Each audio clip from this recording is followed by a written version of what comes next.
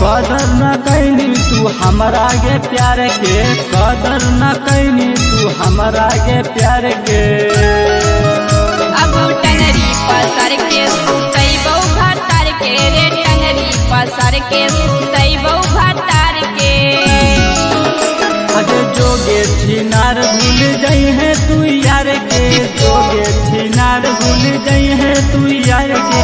कदर न कैनी तू हमरा गे प्यार के, कदर न कैनी तू हमरा गे प्यार के।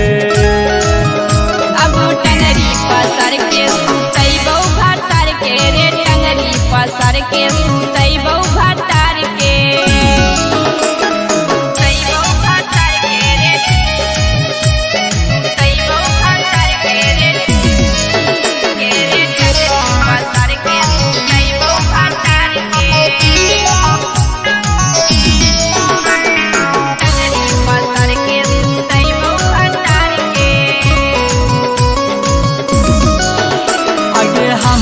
जानलियो की हाकिल तू रंडी, मजा लेके छोड़ा चाहे कहाँ ही घमंडी।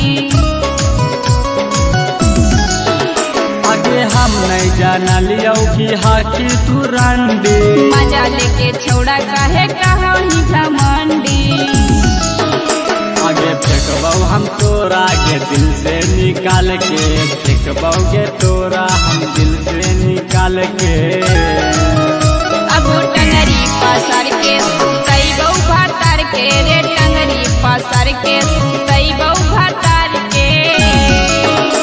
सुतई बहु भतार के रे, सुतई बहु भतार के रे, पसर के सुतई बहु भतार के।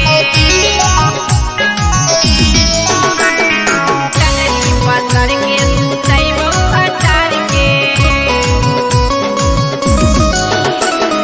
जो छौरी जो अपन कर ले गुजारा, नजर न अइबौ रे छौड़ा दोबारा, छौड़ा दोबारा। आगे जो छौरी जो अपन कर ले गुजारा, नजर न अइबौ रे छौड़ा दोबारा।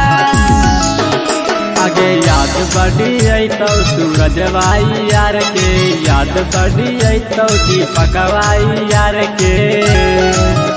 अब टंगरी पसर के सुतई बहु भतार के रे, टंगरी पसर के सुतई बहु भतार के। वैशाली रिकॉर्डिंग स्टूडियो गिरिया।